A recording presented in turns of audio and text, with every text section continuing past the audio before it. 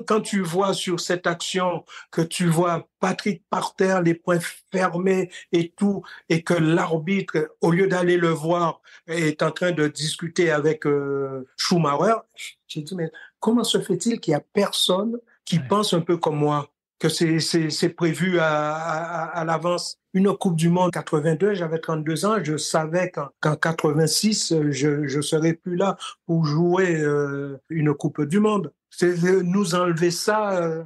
Bon, après, il a reconnu qu'il avait fait une erreur, mais c'est trop tard. C'est trop tard.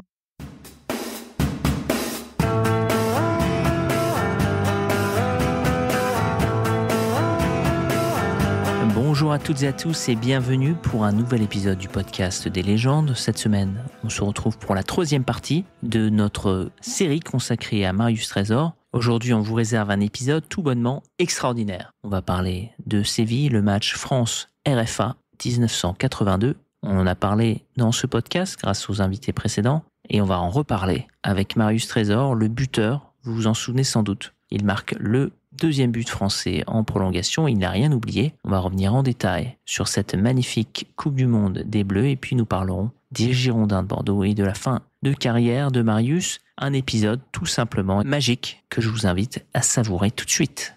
Et donc, 82, toi qui as une vision forcément défensive sur l'effectif. Premier match contre l'Angleterre, vous partez 3-1. Larios est blacklisté. Lopez, il est mis au frigo. Et Girard aussi. Girard aussi. D'ailleurs, je sais pas trop pourquoi d'ailleurs Girard aussi. Honnêtement, parce qu'il est pas du tout stéphanois, il a un peu rien à voir avec ça. Est-ce que tu sens que le groupe peut éventuellement imploser à ce moment-là? Oh, c'était le premier match. C'était le premier match. Moi, personnellement, je pensais même que j'avais perdu ma place. Ah bon, pourquoi? Parce que j'avais pas été bon du tout. Et comme toute l'équipe, bien à part Gérard Soler qui courait partout, qui avait marqué un but magnifique et tout, l'égalisation. Mais nous, on n'était pas présents. On n'était pas présents. Je ne sais pas pourquoi. Vous savez, il y a Michel Hidalgo qui nous dit, les garçons, on représente la France, il faut la veste de survêtement, le machin. Molletonné, ouais. Alors qu'il faisait 45 degrés. Il faisait une chaleur sans courir. On transpirait comme c'est pas possible. Les Anglais, ils sont sortis en Marseille à l'échauffement. Ils sont sortis en Marseille et nous, on n'est jamais rentré dans le match. Et c'est pour ça, même moi, je te dis, pourtant, j'analyse mon match dès que je quitte le terrain. J'avais trouvé, on m'aurait remplacé. Je savais que j'avais absolument rien à dire parce que je n'avais pas été bon. D'accord. Bon, Michel a fait un choix. Il a préféré me garder au lieu de garder Jeannot Lopez. Et voilà. Et après, au fil des matchs, on est monté en puissance. Mais il paraît aussi que par rapport, en plus de la chaleur, on avait fait une préparation à Font-Romeu. Et il paraît que pour emmagasiner le bienfait de la réathlétisation en hauteur, il faut un certain temps avant de redescendre. Et il paraît que nous, il aurait manqué un jour ou deux. Donc moi, je ne sais pas, c'est les spécialistes qui le disent. Ouais, il paraît que les Anglais aussi, avant de rentrer dans le match, ils avaient pris une petite douche, quoi. Ils étaient un peu frais, quoi. Ils s'étaient rafraîchis à mort pour jouer le match, quoi. Ah ouais, mais je te dis, ils sont sortis à l'échauffement en Marseille, alors que nous, on avait le maillot d'échauffement plus le survêtement.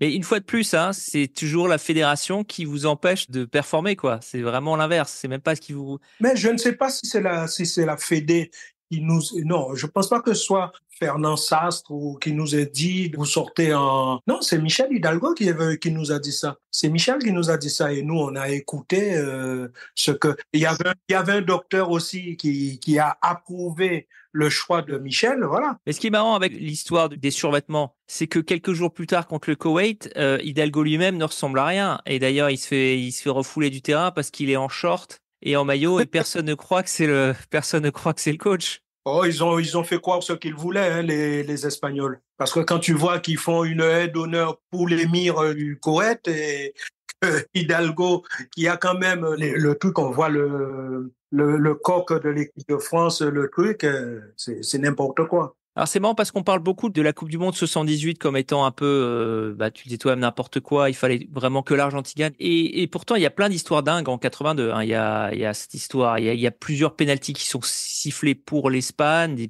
l'Espagne rate, ils font retirer le pénalty. Il y a cette histoire de l'émir du Koweït qui arrive sur le terrain parce qu'il y a soi-disant un truc. L'arbitre qui avait déjà accordé le but, hein, qui fait annuler le Et il but. refuse. Ouais. Mais lui, on l'a plus revu. Hein. Non, bah, oui. Bon, je pense qu'il est au Koweït maintenant avec plusieurs baraques. Après, et c'est pareil. Et puis cette demi-finale, effectivement, contre l'Allemagne avec l'attentat de Battiston, où il y a rien, et l'arbitre qui fait copain avec les Allemands après le match. Donc il y a quand même une atmosphère quand même un peu bizarre. Ne m'en parlez pas, il a fallu retenir Jeannot Tigana qui voulait aller le frapper à l'aéroport. À l'aéroport, nous on partait sur Alicante et eux ils partaient sur Madrid. Et là, on voyait l'arbitre discuter avec eux en rigolant.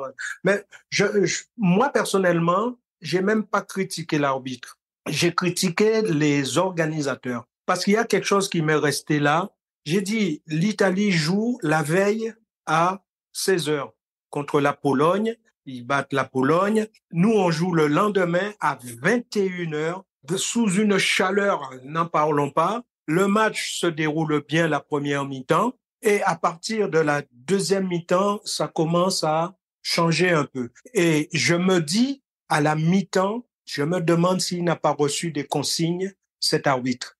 Parce que l'Italie qualifiée, l'Allemagne, la France était là par hasard, parce que tout le monde s'attendait à ce que ce soit l'Espagne qui sort. Et tu t'aperçois que pour eux, une finale entre deux anciens vainqueur de la Coupe du Monde est beaucoup plus vendeur que de voir l'équipe de France que personne n'attendait là. Parce que quand tu vois il y a eu la faute de, comment il s'appelle, de Schumacher sur Patrick Battiston et que l'arbitre, tu le vois à un certain moment en train de rigoler avec Schumacher, c'est incompréhensible. C'est incompréhensible. Que veux-tu faire? Alors pour nous qui sommes deux amateurs qui n'y connaissons rien, est-ce que c'est vraiment du domaine du possible, tu penses, que un dirigeant fasse passer une consigne implicite comme ça à un arbitre en disant écoute, voilà, s'il y a un truc un peu. Ouais. Je vais vous dire quelque chose. On a un exemple. C'est pas si vous vous rappelez le match Bulgarie-France en 76. Oui, Monsieur Foot. Monsieur Foot. Eh bien, il avait fait pareil. Et on pense qu'à la mi-temps, parce qu'en première mi-temps, il avait été irréprochable. On pense qu'à la mi-temps, on est venu, soit je ne sais pas si c'est le menacier ou quoi, mais on lui a dit qu'il fallait que le match change de physionomie. On menait tranquillement 2-0.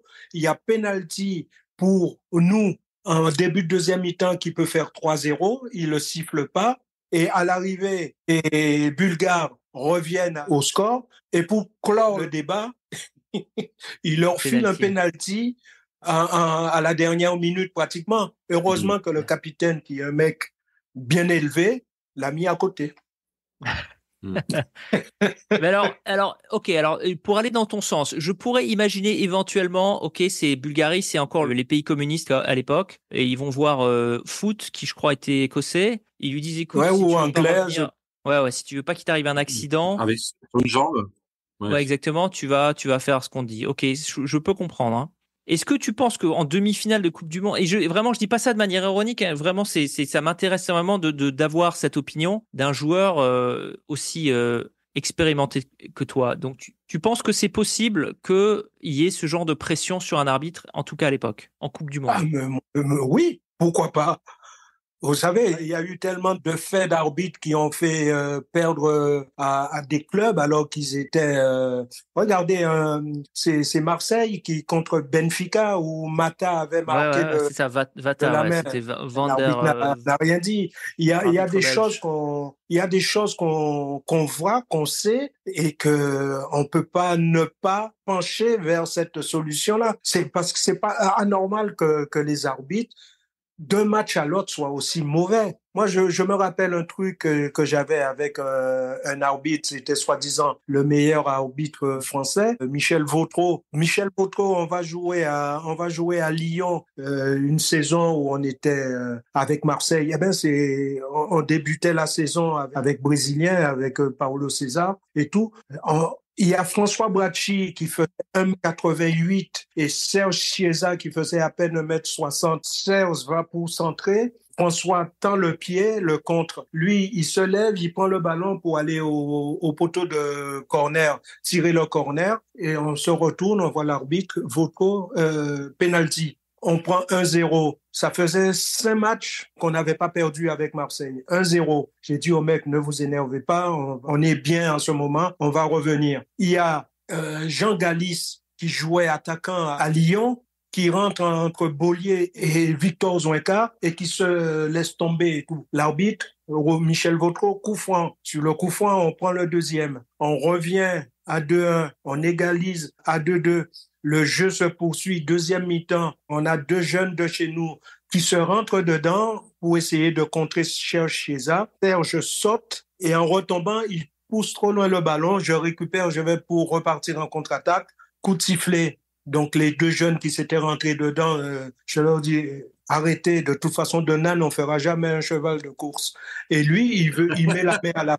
Non, mais sur la tête de mes gosses, hein, il met la main à la poche. Je dis, vous pouvez m'expulser. Depuis le début du match, vous n'arrêtez pas de nous entuber un peu plus, un peu moins. Je ne vois pas ce que ça va changer. Donc, il remet la main, il remet le carton dans sa poche. Et à quelques minutes de la fin, il n'y avait qu'une équipe sur le terrain, c'était nous. Un contre de Lyon. Et il y avait un Israélien qui jouait à Lyon, Spiegel, qui est à la lutte avec Victor Zoinka. Ils se jettent tous les deux. On ne sait pas lequel qui pousse le ballon.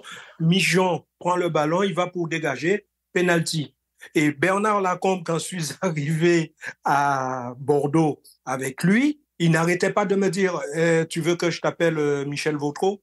Quand il voulait me mettre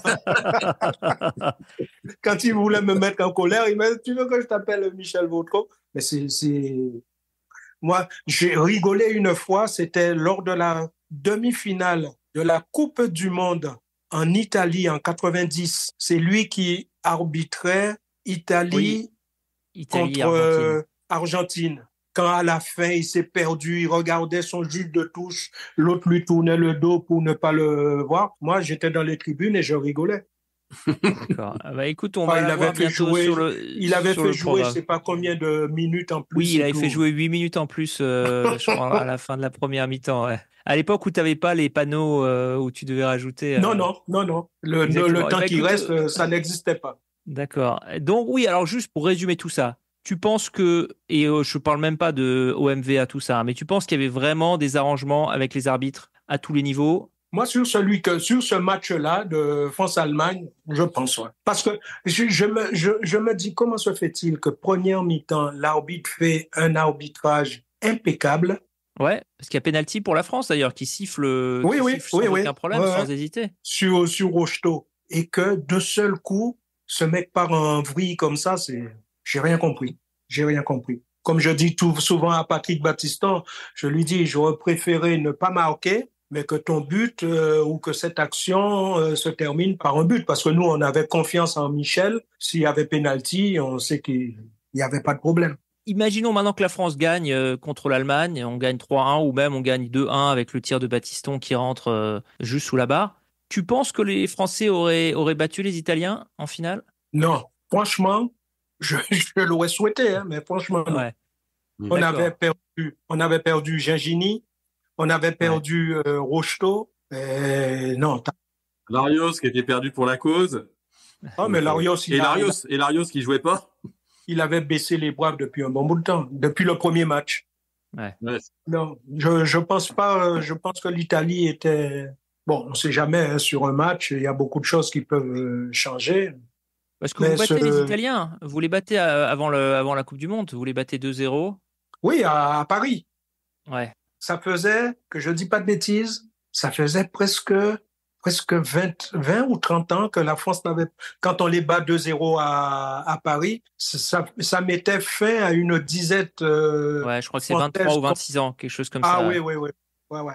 Et la raison pour laquelle je me souviens, c'est que c'est le match. On avait demandé à Dominique Baratelli quel était le match pour lui, son plus grand souvenir en équipe de France. Et pour lui, qui est d'origine italienne, c'était ce match où il joue justement Contre contre les l'Italie. Italiens. Et il gagne 2-0. Et les Italiens sont champions du monde. Et quelques mois plus tard. c'était la première sélection. Il avait été bon aussi du petit Bravo. Ouais, Daniel Oui. Bravo.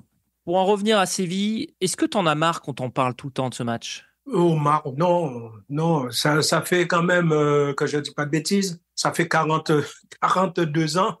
Quand je rencontre des gens qui me parlent de la Coupe du Monde de 82, je me dis, finalement, on a quand même, bien qu'on n'ait pas été en finale, on a quand même marqué beaucoup de gens. Et T'as une dramaturgie du match qui est juste incroyable. ça reste une fierté, surtout la façon dont ça s'est passé. Il y aurait eu la VAR ou le VAR, je ne sais pas, on aurait été en finale.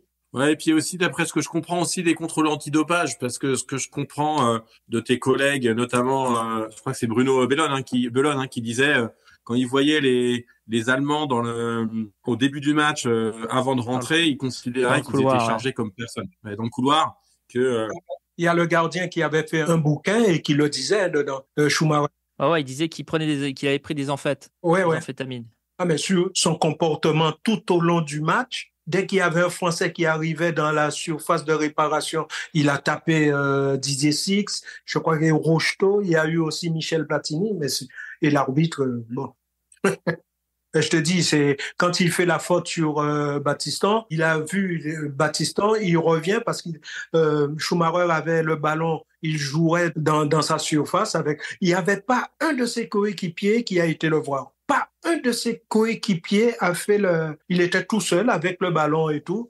Et tu vois Ouais, l'arbitre il jongle avec le ballon, ouais. Ah ouais, il s'amuse avec le ballon en attendant il s'amuse avec le ballon et l'arbitre qui va rigoler avec lui. Bah, on peut me dire ce qu'on veut, je te dis, à la mi-temps, il a eu des consignes. Et toi, tu la vois, l'action de Schumacher sur Battiston? Parce que je sais que Platini ne la voit pas. Je crois qu'il suit le ballon et du coup, il voit pas ce qui se passe. Et ensuite, il voit que Battiston est par terre. Toi, tu la vois, l'action? Ah oui, je l'ai vu. Je l'ai vu. Quand tu suis l'action, tu vois Patrick au moment où il met le pied pour taper dans le ballon, pied gauche, et l'autre le percute. L'autre n'a à aucun moment il joue le ballon. Tu vois que le mec, il joue le bonhomme et que l'arbitre ne dit rien. C'est démentiel. Est-ce que, rétrospectivement, tu dis que vous auriez dû, surtout que toi, tu avais quand même joué à Marseille et à Ajaccio, des équipes qui n'avaient pas peur d'entourer l'arbitre pour lui mettre un peu la pression. Moi, ce qui me choque alors évidemment, toujours avec le bénéfice de 42 ans plus tard, de se dire que les Français ne sont quasiment pas allés voir les arbitres.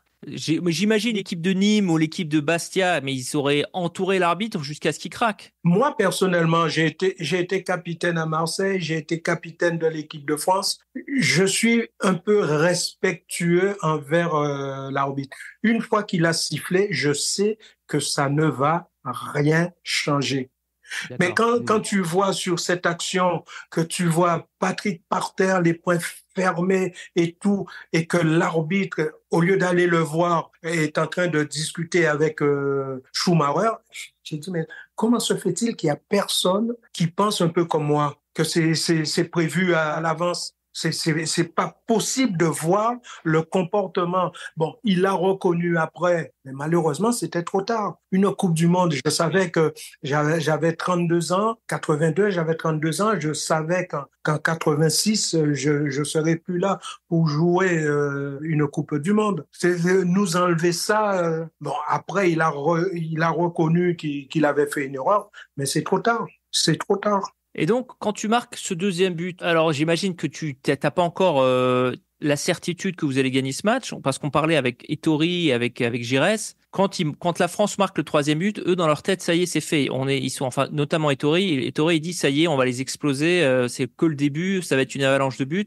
Giresse, dans sa tête, il nous expliquait quand il court les bras avec cette célébration devenue vraiment iconique. Lui, dans sa tête, il se dit on est en finale de Coupe du Monde. Toi, on te voit qui harangue, après ton deuxième but, on te voit qui harangue le reste des troupes. Une façon de dire écoutez les gars, c'est juste le début. Eh oui, eh oui. Moi personnellement, bon, c'est vrai, on connaît la mentalité allemande. C'est des mecs qui ne baissent jamais les bras.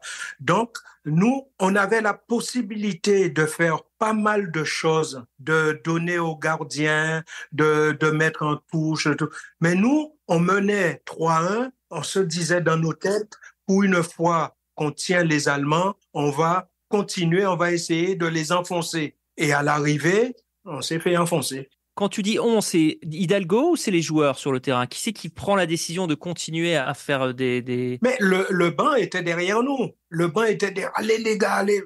Au contraire, on aurait dû calmer, jouer avec. À cette époque-là, on pouvait jouer avec le gardien, les faire courir. Mais non, on a continué à attaquer pour essayer de marquer encore un but en se disant pour une fois qu'on tient les Allemands, on va en profiter. Ouais, donc c'était vraiment un peu par avidité, quoi. C'était... Le banc a été incapable, c'est pas que je critique ou quoi que ce soit, mais le banc a été incapable de nous dire, bon les gars, calme, calme. Déjà, si c'était comme maintenant, on met les 22 joueurs sur la feuille de match, t'as pas ce souci-là. Tu fais rentrer soit René Girard, soit Jean-François Larios en leur disant, surtout René, tu lui dis, tu t'occupes de Roubèche, il se serait occupé de Roubèche. Mais non, et quand Christian est rentré, la première chose qu'il dit, il dit à Doudou Janvion, monte au milieu, moi je vais rester avec Marius. Et Janvion lui a dit non, j'ai commencé le match en même temps que Fischer, je reste au marquage sur Fischer. Mais ce qu'il y a, c'est que l'autre qu'il fallait prendre, c'était Horst Roubèche. Ouais, et là, il manquait plutôt un Girard qu'un Lopez, quoi. Eh oui, oui, oui, oui. Bon, après, c'est vrai aussi dans la composition de l'équipe, on l'a dit plusieurs fois, et c'est pour ça que je dis, si on pouvait mettre 22 joueurs sur la feuille de match, il n'y aurait pas eu ce problème-là, parce que tu perds, le premier qu'on perd au milieu, c'est Gingini. Gingini est remplacé par Patrick Battiston. Patrick Battiston, et quand tu regardes tes remplaçants, tu as attaquant, défenseur et gardien. T'as pas un milieu. Et Patrick, il était rentré comme il faut au milieu et tu perds deux gars qui jouaient à ce poste-là et Christian n'a jamais joué milieu de terrain. Mais ça vous en parlait avant le match avec Hidalgo? Du fait que c'est vraiment une feuille de match qui est complètement déséquilibrée? C'est pour ça que je dis que nous, on n'avait rien à dire. Nous, on discutait avec Michel, il faisait ses choix, il nous donnait la composition de l'équipe. Après, je sais même pas s'il nous disait en remplaçant un tel, un tel, un tel. Il donnait voilà, l'équipe, ça va être Ettori, Amoros, Bossis, Janvion Trésor. Au milieu, t'avais qui on avait? T'avais Gingini, t'avais Tigana. Tigana, c'est carré magique, hein. Giresse, Platini. Et devant, t'avais Didier Six et Rocheteau. Et Rocheteau, il termine même pas le match et tout. C'est le match qui donne le plus de regrets? Oui, parce qu'au bout, il y avait une finale de Coupe du Monde. Il y avait une finale de Coupe du Monde, un truc qui se joue tous les 4 ans. En plus, moi, j'avais déjà 32, donc je savais qu'en 86, j'avais beaucoup de chances de ne pas être là. Donc, c'est le match, c'est la plus grosse... Quand on me parle de souvenirs au niveau football, pour moi, ce match ne compte pas. Moi, je dis toujours, pour moi, mon plus beau souvenir, en plus en tant qu'Antillais, on a toujours été en admiration devant le football brésilien. Pour moi, c'est le but que je marque en 77 à Maracanã, parce que le résultat est positif. On est mené 2-0, on fait 2-2 contre cette équipe brésilienne. C'est phénoménal. Tandis que même si c'est une Coupe du Monde, tu marques un but et tout. Non, parce que ça restera toujours une défaite. Après ce match, l'image qu'on a, qui fait un peu partie toujours de cette dramaturgie, alors on va même pas parler des tirs au but, où vraiment c'est de nouveau les montagnes russes, les Français pensent gagner, malheureusement c'est Maxime Bossis qui a fait un super match qui le rate. Toi, ça tu fais pas partie... C'est pas celui-là qui nous fait mal. C'est celui de Six? Et oui, parce que Stilique venait de manquer et Didier, nous sommes encore dans le rond central. Quand Stilique a manqué, il se tourne vers Michel Platini, il lui dit « c'est moi qui tire le dernier ». Michel lui dit « non, c'est moi qui tire le dernier ». Et là, il est parti. Il est parti. Et il y a un truc, quand on regarde les actions, on voit tous les joueurs poser leur ballon, prendre leur élan, taper dans le ballon. Didier, on ne le voit pas. On le voit que quand on remonte le ralenti. Pourquoi? Parce qu'on était encore en train de montrer le penalty loupé par Stilique. Quand Michel lui a dit non, au lieu de rester calme, prendre son temps, il s'est levé, il est parti. C'est encore notre Sixou. On a l'impression que tu lui en veux un petit peu.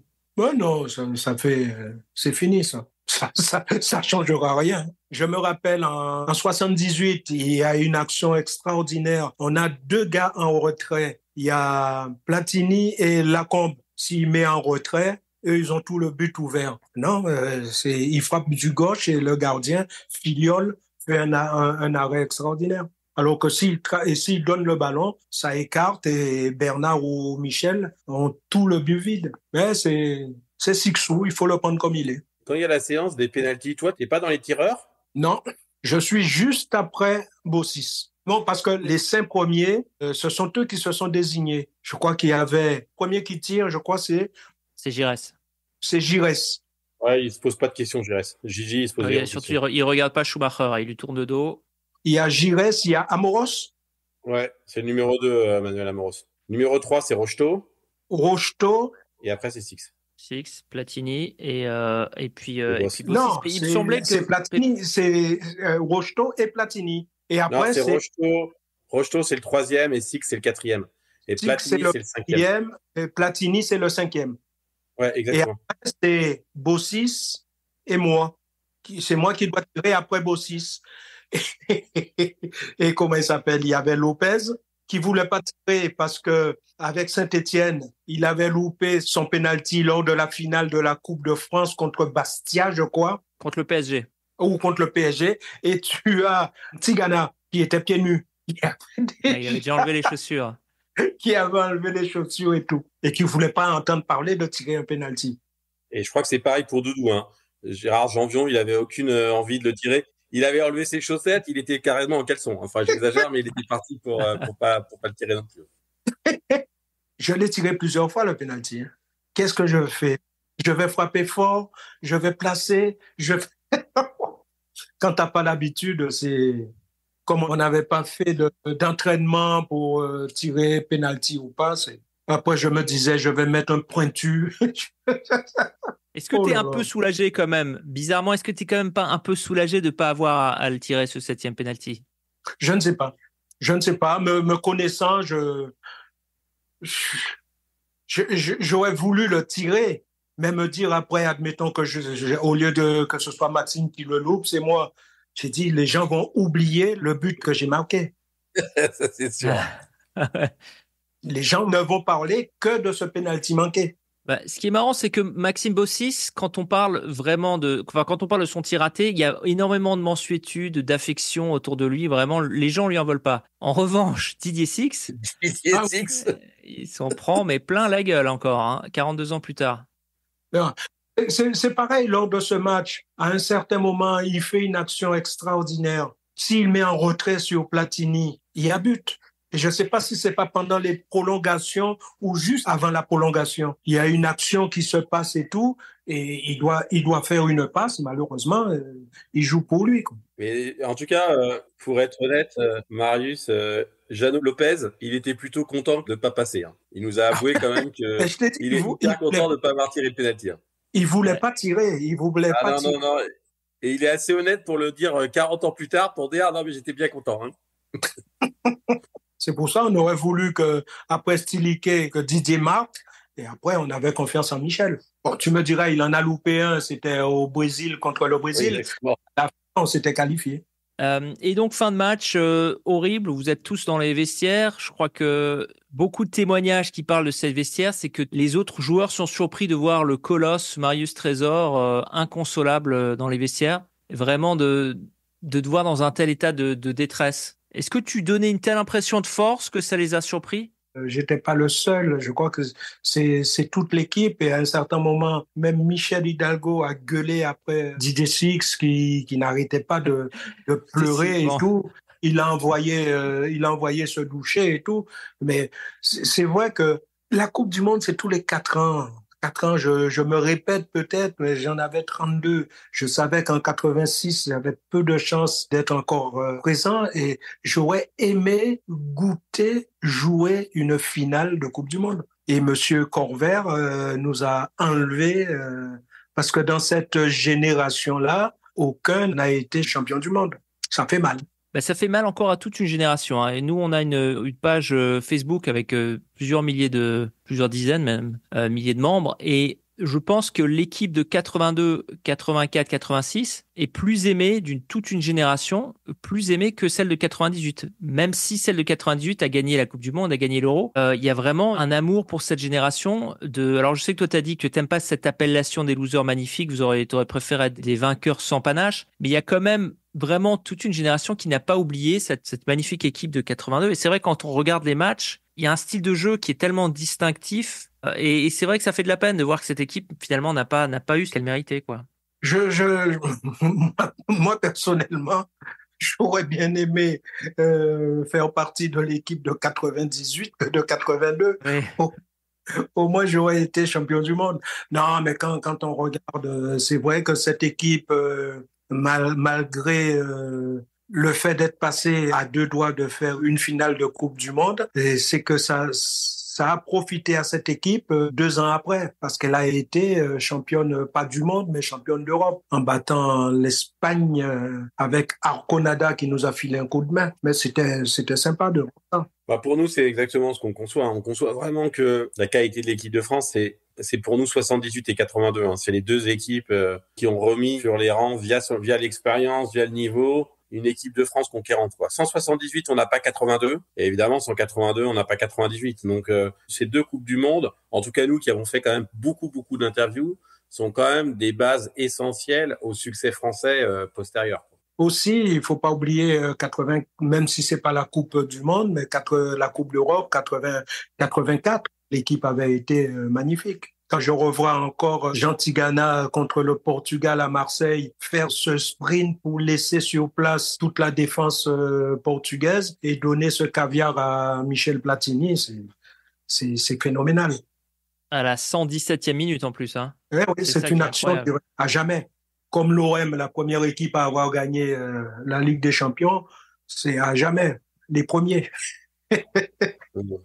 Et toi, malheureusement, tu as ton problème de dos qui t'empêche de participer à l'Euro. Je sais que Michel Hidalgo te garde une place en disant si tu arrives à récupérer, tu as une place dans le groupe. Et malheureusement, ton dos... J'ai trouvé une place à l'hôpital. Ouais, pas vraiment celle qui était prévue au départ, quoi. Non, mais je pars en 80, que je ne dis pas de bêtises, en décembre 83, janvier 84. Je pars avec Bordeaux faire une préparation aux Antilles. Je fais une mi-temps contre la Martinique. Là encore, ça allait. Je débute la première mi-temps en Guadeloupe. Et à la mi-temps, quand je suis sorti, j'ai même pas vu la deuxième mi-temps. J'étais allongé sur table de massage toute la deuxième mi-temps. Et quand je suis rentré à Bordeaux, j'ai été directement voir le docteur qui m'avait opéré le dos. Et quand il m'a ausculté, il m'a dit, aïe, aïe, aïe, j'ai bien peur qu'il faille recommencer. Donc, on m'a fait une piqûre pensant que ça allait me soulager, mais j'avais toujours mal. Donc, début mai, réopération du dos. Et là, une fois que je me suis réveillé, il m'a dit, bon, Monsieur Trésor, je pense que pour le foot au haut niveau, c'est terminé. Et il faut faire une croix sur... bon, j'avais 34 ans, j'ai dit, de toute façon, j'étais déjà près de la sortie, donc je la prends. Voilà. Et tu t'y attendais à ce qu'ils te disent ça? Parce que c'est une chose que tu fasses une opération pour aller mieux, c'est une autre qu'on te dise, bon, bah voilà, c'est fini. Mais je m'attendais à quelque chose. Hein. Bon, vous savez, moi, les blessures que j'ai eues, bon, tout est parti d'une opération qu'on m'a faite. On appelle ça soi-disant. J'avais une hernie inguinale. C'est en bas du ventre, là, du côté de l'appendicite. J'avais ça et On m'a envoyé à Paris, que j'ai consulté le docteur Lemaire, le professeur Lemaire, parce qu'il était professeur. J'avais rencontré le docteur de l'équipe de France Espoir aussi, que j'avais connu en Espoir. Je l'avais rencontré et tout. Lui, il m'a dit, tu restes là, demain, je t'opère. Donc, j'étais avec un dirigeant. Il m'a dit, on est à Paris, il y a des spécialistes. On va chez le maire. On va chez le maire, il me consulte et on lui dit, on a vu un docteur qui nous dit que c'est une hernie inguinale. Et lui, il dit, il est con ce docteur.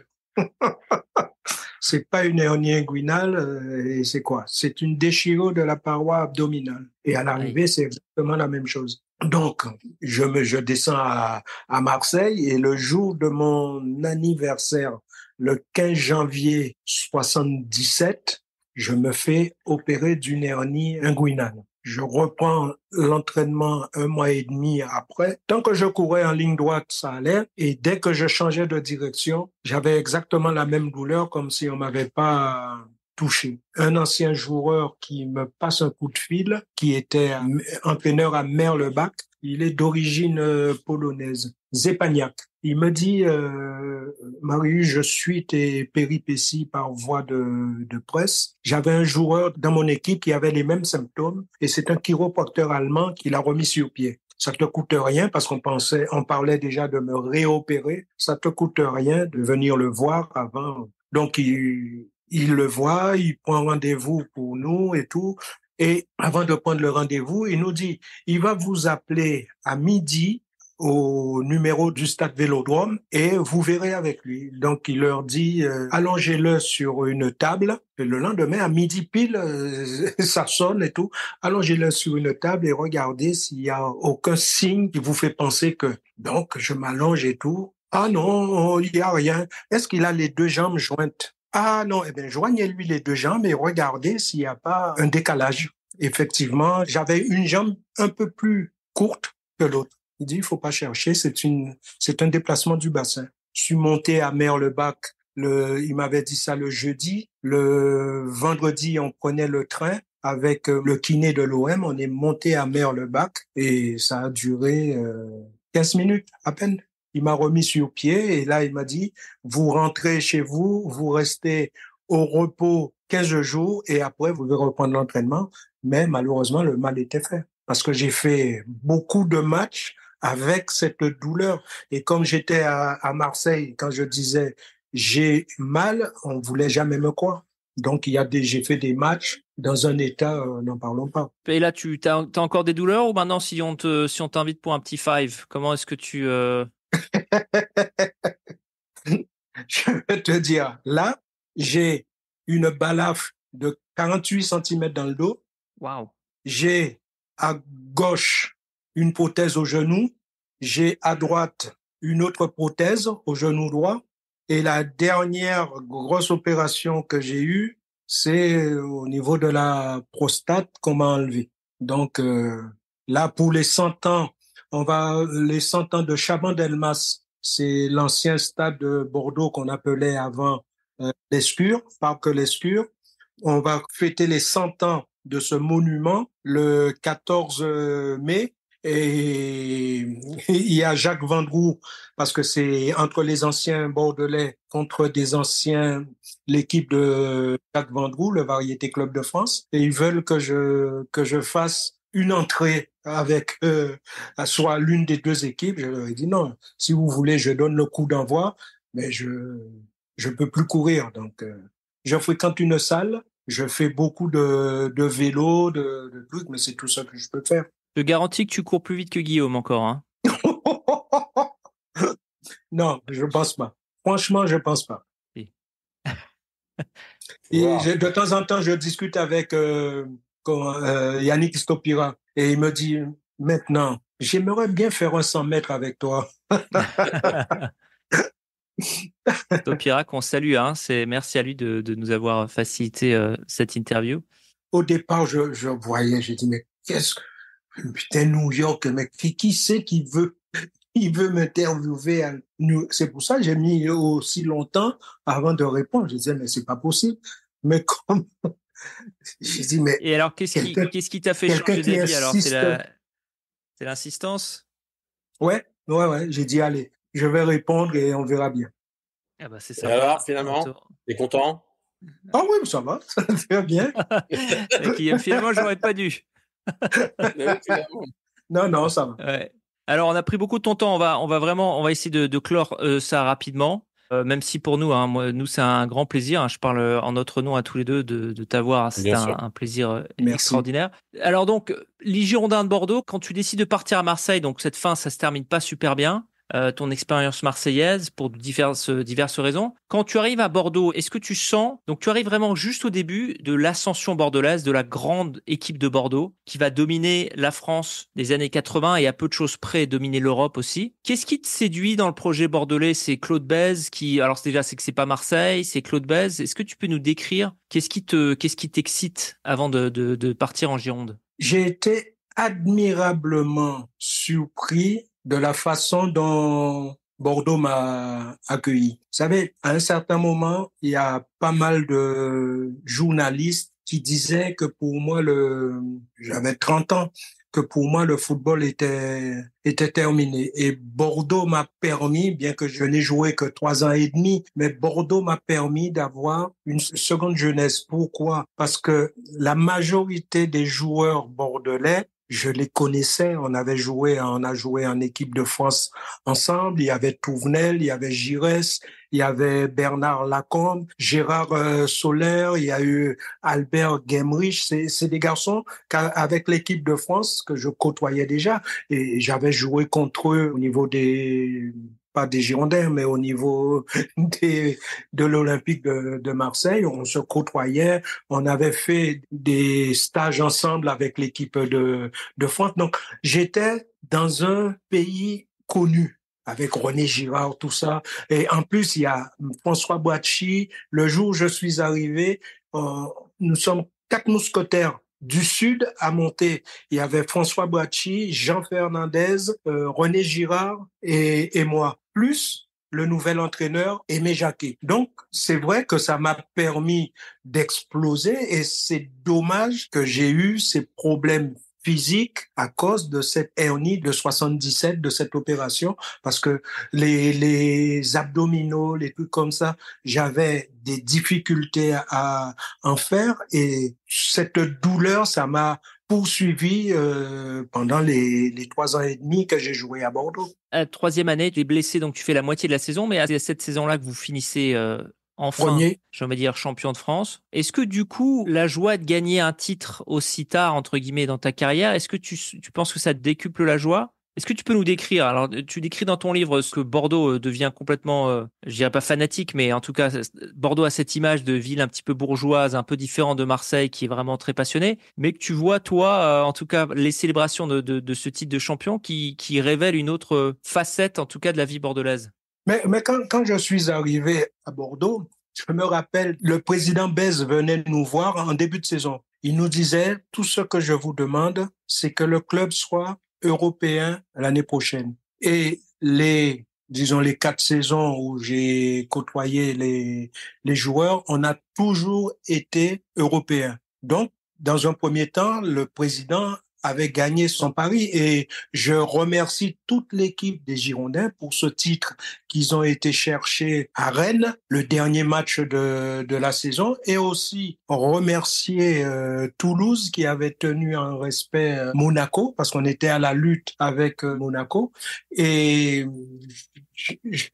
le lendemain, il y avait grande réunion au stade et je m'étais fait opérer une semaine avant. Donc, il y a le directeur sportif, c'était l'ancien attaquant Didier Kouekou. Et Didier Kouekou qui me dit, tu viens.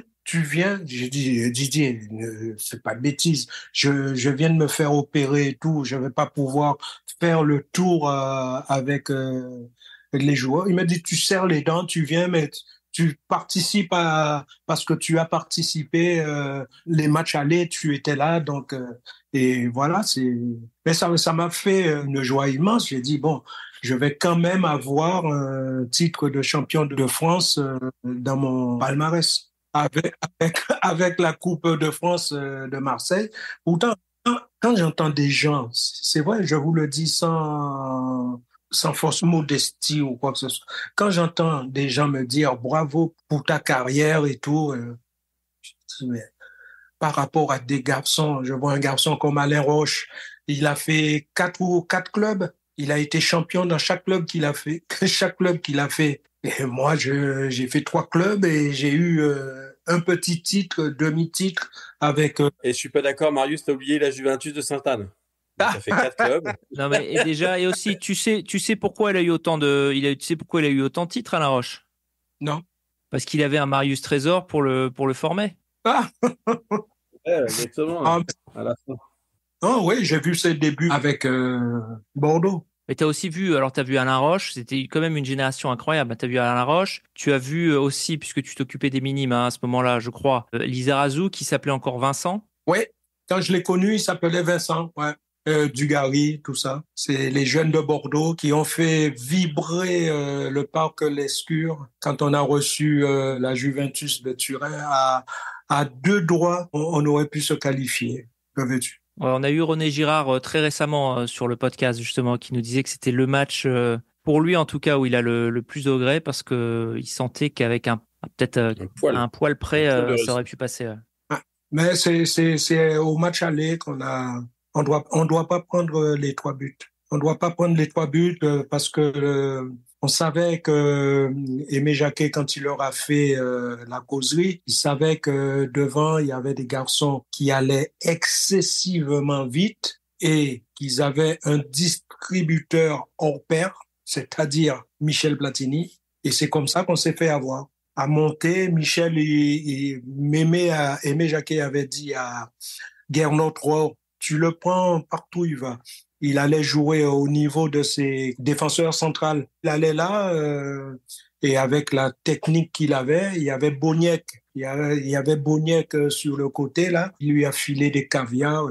C'était phénoménal. Mais avec un peu plus de jugeote, il se peut que. Et au match retour, on gagne 2-0 et c'est le gardien, comment il s'appelle encore, Metz, qui fait un arrêt phénoménal sur une frappe de Gentil-Gana. Donc, on avait perdu 3-0 à l'aller, on gagne 2-0 au retour. C'était un peu court. C'est dommage. En plus, bon, après, on dit tant mieux parce que sur ce qui s'est passé lors de la finale. C'est exactement ce que disent beaucoup de Bordelais. Hein. Ils se disent que finalement, c'est un bien pour un mal. Ah, c'est vrai. Aller affronter le Ezel, c'était... Manchester United, c'est au Ezel. Ouais, et donc ça, effectivement, heureusement pour Bordeaux, quelque part. Ah ouais. On va passer à la dernière partie, c'est les questions mitraillettes. Là, il faut répondre sans réfléchir. C'est vraiment de l'instinct pur, comme quand tu étais sur le terrain. Je réfléchissais, hein. Voilà, c'est de l'instant, c'est réfléchir quand même un peu, mais d'accord, rapide. Réfléchir un peu. Alors mauvaise analogie, c'est de l'instinct pur. Voilà. Allez, je m'arrête là. Ouais. Guillaume, est-ce que tu peux nous faire l'honneur? Première salve. Ben, bien sûr, je peux commencer avec plaisir. Ton club de cœur? La Juventus de Sainte-Anne. Le défenseur central avec qui tu préfères jouer? Que j'ai préféré jouer, je dirais Jean-Pierre Adams. L'attaquant qui t'a fait le plus souffrir? Josip Skoblar. Le club que tu n'apprécies pas? Ça dépend parce que j'ai rarement gagné contre eux, mais j'aime bien ce club, c'est Saint-Étienne. D'accord. Le joueur le plus méchant que tu aies vu sur un terrain? Néné, René Girard. Il va prendre ça pour un compliment, je pense. Ouais, il va prendre oui. En fait. Le temps qu'on a passé à Marseille, j'aimais bien l'avoir devant moi. Le club pour lequel tu aurais bien voulu jouer? Arsenal. Moi. Exactement comme moi. Bon, on n'a pas le même niveau, mais moi aussi, j'aurais bien voulu jouer pour Arsenal. J'ai toujours aimé cette équipe. Ouais, moi aussi. Gros fan d'Arsenal. Mais ouais. Je me suis perdu un peu. Vas-y, Michel, le temps que je récupère. Alors moi, j'ai des grosses questions là. Premièrement, qui est devenu la marque de vêtements MT65? Enterré. D'accord. Alors, tu es fan de cinéma. Quel film résumerait ta carrière? Il y a un film que j'ai vu les 3 volets. C'est avec Denzel Washington. Equalizer. Equalizer. C'est vrai que tu as un petit côté Denzel Washington. en plus beau. Ouais. Ah, mais j'adore cet acteur. Et ben moi aussi. D'accord. Franchement, c'est exactement, c'est un de mes acteurs préférés Décidément, aussi. Mais, il y a une amitié il y a une amitié très forte qui est en train de se créer là, je le sens. ouais, alors, Guillaume et ouais, Marius. exactement. Deuxième partie de la question, qui devrait te jouer au cinéma? Denzel Washington, du coup? Dans le biopic. Ouais. Oh, soit Denzel, soit... Ah, mince, oh là là, je Guillaume commence à Bonamy? perdre. Non, comment s'appelle cet acteur-là qui a toujours la barbe? Morgan Oh, Freeman. Ah, non, pas Freeman, l'autre. ah oui, bien Oh, sûr, Samuel L. Jackson. voilà, Samuel L. Jackson. D'accord, bah écoutez, hein, moi je suis aux États-Unis, donc je lui demanderai s'il est disponible Je pense pour qu'il le fait ça biopic gratuitement. Marius Treasure, la version française. Ouais. Euh, Est-ce que tu te souviens de ta première rencontre avec Alain Giresse? Première rencontre, bon, j'ai joué contre lui avec Ajaccio. Comme j'ai dit tout à l'heure, là, c'était la première fois que je jouais avec, non, que je dis pas de bêtises. Oh, Gigi a commencé en 70 à peu près. Donc, on a 1 an de différence. Donc, j'ai joué contre lui avec Ajaccio. Moi, je jouais à Ajaccio et lui à Bordeaux. Et en équipe de France, on s'est rencontrés lors de Pologne-France en 74. Et ta première rencontre avec Platini? Alors là, pour le coup, je crois que c'est une rencontre un petit peu explosive. Non, la première fois que j'ai joué contre Michel, c'était avec Ajaccio contre Nancy. Et c'était saison 71-72 et on avait gagné 5-0. Il n'y a pas une histoire de Coupe de France où, Ah, ça, vous c'est en 76. En Ah d'accord, c'était pas la 76, première rencontre. c'est D'accord. en 76 au départ de l'action, c'est un corner. Il est marqué par Robert Buig. Et au moment où le corner est tiré, il surprend Robert. Et quand je vois qu'il est parti, je plonge horizontalement et lui, il me devance un peu. Il fait la tête et je tape sa tête. Il marque quand même. Et il y a Wibio, son coéquipier, qui lui dit Michel, on a égalisé, on a égalisé. Et lui, il fait c'est vrai. Et il tombe dans les pommes et il termine pas le match. Ah ouais. Et vous gagnez. Et on gagne après 4-1. Ouais, bah, il y a moins de concurrence d'un seul coup. Mais je l'ai pas fait exprès. Non, Mais il était tellement habile. Mais connaissant Platini, il a pas dû l'oublier ça. J'imagine qu'il a dû te le rappeler des milliards de fois. bah, si, l'avantage, c'est qu'il a eu un coup à la tête. Et donc, Ah il oui, a un peu ouais, oublié. il est Et c'est la peut-être bonne Ah, nouvelle. il m'en a jamais parlé. Et ouais, c'est Ah ça. oui, il a peut-être oublié, ouais, c'est vrai. Alors, quel est ton meilleur ami dans le foot? C'est clairement pas Didier Six. Des amis dans le foot, j'en ai parce que j'ai toujours été assez ouvert, mais je vois jusqu'à présent, bon, on a joué 7 ans ensemble à Marseille. Et de temps en temps, on se passe un petit coup de fil. C'est Victor Zouinka. Je vois mon ami Bernard Lacombe. De temps en temps, on s'appelle. Gigi, je l'ai eu 2 fois aujourd'hui au téléphone. L'anniversaire de Michel, je lui envoie un petit texto. Il m'envoie un petit texto. Pas très loin de chez moi, il y a Baptiston, il y a Stopira. J'ai gardé de très bons rapports avec même mes anciens adversaires ou mes coéquipiers. Moi, personnellement, je suis un garçon facile à vivre et non, je garde de très bons rapports avec tous les gars que j'ai pu côtoyer parce que la plupart du temps, si j'ai pu faire ce que j'ai fait, c'est qu'ils étaient à côté pour me soutenir. Alors là, j'ai une question, invité surprise, une question de Pépez, Christian Lopez, qui te demande, après avoir formé la célèbre Garde Noire avec Jean-Pierre Adams, que penses-tu, Marius, de notre association, de ton association entre toi et Christian Lopez? Ah, moi, j'ai été ravi de jouer avec Pépez, avec Pezlo, comme on l'appelait. Non, non, moi, je sais, il était phénoménal avec Saint-Étienne. Moi, je l'étais avec Marseille ou Bordeaux. Ça posait un problème à Michel Hidalgo et j'ai été ravi quand il nous a associés tous les deux dans l'acte. Je me rappelle, en 82, il fallait battre cette équipe de la Hollande. On était tous les deux associés. En plus, on avait un géant à museler. On s'est qualifié, donc on a gagné 2-0 le match. Donc c'est que la défense avait été bonne. Mais Jeannot Blackfoot, là, il a 250 surnoms. Est-ce que tu as un surnom ou t'appelles comment il t'appelait tes coéquipiers? Moi, c'est le diminutif de Marius à Marseille. Donc c'était Mehu. D'accord. Ok. Ouais, Mehu. Ok. Ça, Et c'est quand marrant. j'étais en Guadeloupe, mon surnom, que jusqu'à présent, mes amis guadeloupéens, c'est Lolo. Et vous savez pourquoi? Non, bah ça non, parce Ah, que à ah. part Marius Paul, ton deuxième prénom c'est Paul. Est-ce que c'est en rapport? Non, non, Marius, non, Paul, non, non. Lucien, non.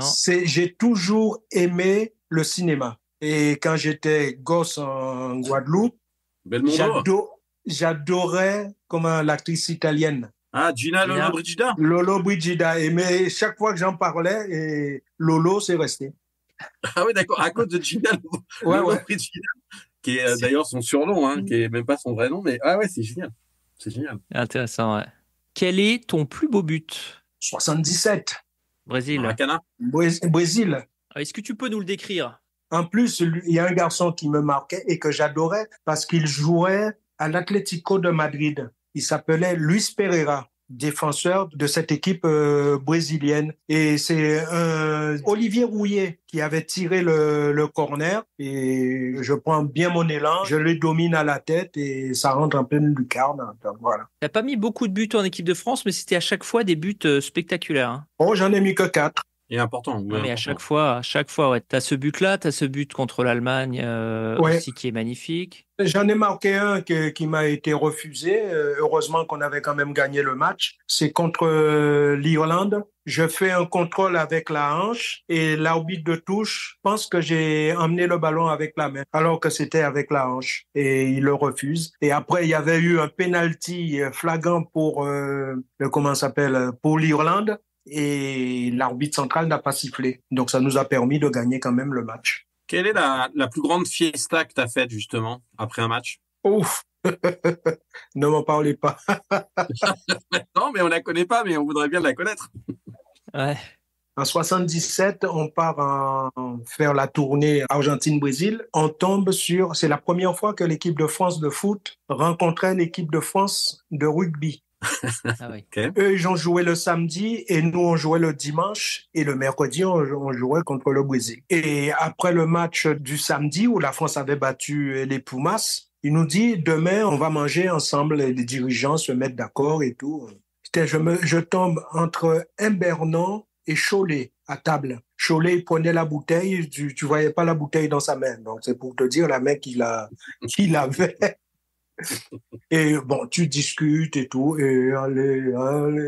Et comme Michel ne disait pas grand-chose, donc il était avec les dirigeants et nous, on parlait et tout. Et à un certain moment, à la fin du repas, il nous dit, est-ce qu'il y en a qui veulent venir avec nous à Buenos Aires? Parce que l'Hindou Club était en dehors de Buenos Aires. Et on se retrouve à 4 à vouloir aller avec eux et tout. Il y a un premier taxi qui arrive, je m'assois dans le taxi et d'un seul coup, une grosse fatigue. Je dis, mais qu'est-ce que c'est que ça? Oh, j'ai la tête qui tourne et tout. Donc, je descends et je me revois, il y avait environ 50 mètres, je me revois au pied de l'ascenseur. Donc, je monte, je rentre dans la chambre. Nanar Lacombe était déjà couché. Je rentre dans la chambre, je me couche et je me dis, mais c'est pas possible. Ils m'ont poursuivi, les rugbyman. J'arrêtais pas, j'avais l'impression d'être dans des houles géants dans un bateau. Donc, je me lève une première fois, la tête dans les WC, une première fois, une deuxième fois, troisième fois, je m'endors,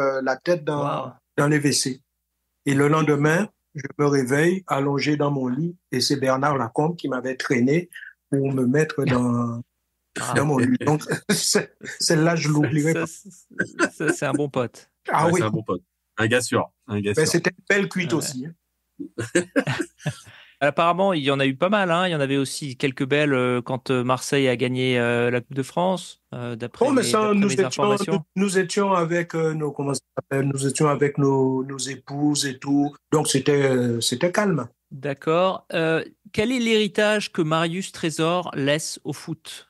Oh, c'est pas à moi de le dire, c'est les gens qui vont dire peut-être, si je m'en vais, de dire peut-être de porter un jugement. Moi, je me juge pas. J'ai essayé de donner le meilleur de moi-même quand j'avais les possibilités. Bon, après, il y a des fois où ça a marché, il y a des fois où ça n'a pas marché. Mais bon, c'est la vie qui est comme ça. Quand tu reviens sur ta carrière, qu'est-ce qui te rend le plus fier au final? C'est difficile, hein, cette question. Non, mais Ouais. comme j'aime pas me juger, j'essaie toujours, comme je disais tout à l'heure, quand j'entends les gens qui me félicitent pour ma carrière, je dis, mais quand même, j'ai participé à un titre de Coupe de France, j'ai joué une finale de Coupe de France, j'ai participé à 2 Coupes du Monde. Il y a un truc dont je suis vraiment fier aussi, c'est le jugement de Pelé quand il a élu les 100 meilleurs joueurs du monde pour lui et qu'il m'a mis dedans. Donc ça, c'est le retour que ça a sur les Antillais, que ce soit pour moi, pour Gérard Janvion, pour un garçon comme Alain Poyol. Il y a eu aussi Jacques Zimaco, bien qu'il était de l'autre côté du Pacifique. Camboiré, Carambeu. Il y en a beaucoup, même mon association avec Jean-Pierre au sein de l'équipe de France. Je me rappelle une fois, on a été faire un match à Moscou, on avait perdu 1-0. Les gens qui étaient au stade se disaient si c'était l'équipe de France, parce que nous étions 5 Blacks. Il y avait Doudou Janvion, Jacques Zimaco. Il y avait aussi un garçon qui a joué à Saint-Étienne, Moisan. Il y avait Moisan, il y avait aussi Jean-Pierre et moi. Donc, non, non, pas Jean-Pierre. Jean-Pierre n'y était pas. C'était, j'ai dit Alain Couriol. Ouais. Oui, c'était Alain Couriol, toi, Moisan. Jean Tigana. C'est Jean. Jean Tigana, bien sûr. Je me demande même si c'était pas la première sélection de Jean Tigana. Mais tu vois, tu parles de titres. Ce qui est marrant, c'est qu'effectivement, tu as une Coupe de France, un titre de champion de France. C'est à peu presque à Alain Giresse.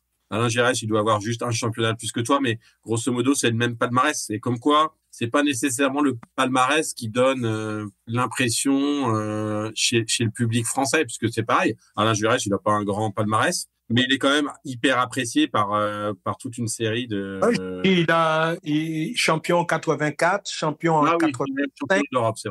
Champion en 84, champion en 85. Parce que Bordeaux avait été 2 années de suite. Oui, exactement. Alors. Bah, écoute, on va être, pour te dire, hein, on a eu une 50aine d'invités sur le programme, une grosse partie de l'équipe de 78, de 82, certains de l'Euro 84, de 86. Mais le nom qui revient, et Georges Carnus, exactement, aussi de 1966. Vraiment, le nom qui est revenu le plus et de très très loin, à chaque fois qu'on demande le joueur qui était le plus difficile sur toi quand c'était les attaquants ou vraiment l'inspiration pour les défenseurs, c'était toi à chaque fois. Donc vraiment, tu as un respect de tes pairs qui est vraiment remarquable, vraiment impressionnant, en tout cas pour nous, hein, les amateurs. Et aussi, tu as une cote d'amour qui est encore énorme. C'est ça aussi qui est impressionnant. Chaque fois que ton nom est quand même toujours associé avec la grande équipe de France, c'est quelque chose que ça donnera jamais un palmarès. Je pense qu'un Mbappé peut gagner encore, et on lui souhaite 2 Coupes du Monde, il aura jamais la cote d'amour que Marius Trésor a. Et ça, je peux le dire de manière très, très, avec énormément de certitude. Exactement, et c'est hyper factuel parce qu'effectivement, c'est 50 stars légendaires qu'on a interrogées depuis maintenant 2 ans avec Michel. Et effectivement, le joueur emblématique des années 75-85, c'est ton nom qui revient systématiquement.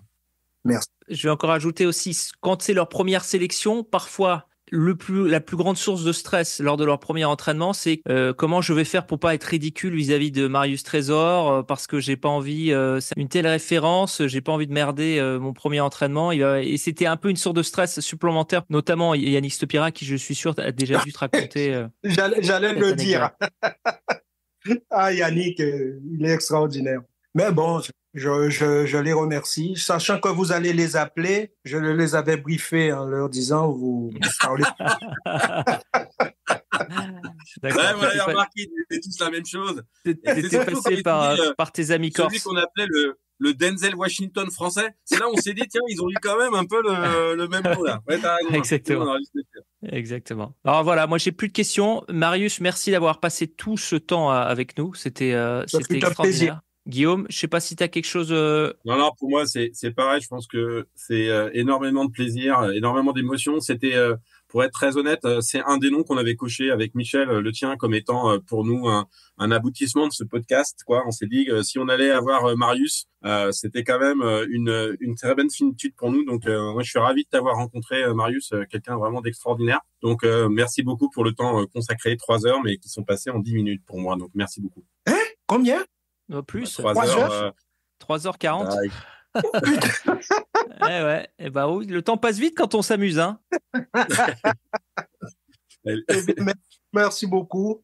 Merci. Et finalement, je le regrette pas de vous avoir répondu. Ah bah c'est gentil. Alors, comme quoi, la persistance. Merci encore. Merci d'avoir décroché, hein. C'est gentil. Okay. Je suis content que tu le. Je suis content que tu le regrettes pas. Et puis, merci beaucoup encore. Je sais pas s'il y a une dernière chose. Si tu as des questions, des critiques. Désolé pour ce retard à l'allumage, mais finalement. Non, il n'y a pas de problème. C'est comme si les choses s'apprécient. Les choses s'apprécient d'autant plus. Exactement. Un bon atterrissage. Merci beaucoup, Marius. Merci, Marius. Portez-vous bien. Très bonne soirée. Merci beaucoup, toi aussi. À vous. Au revoir. Bye bye. Bye bye.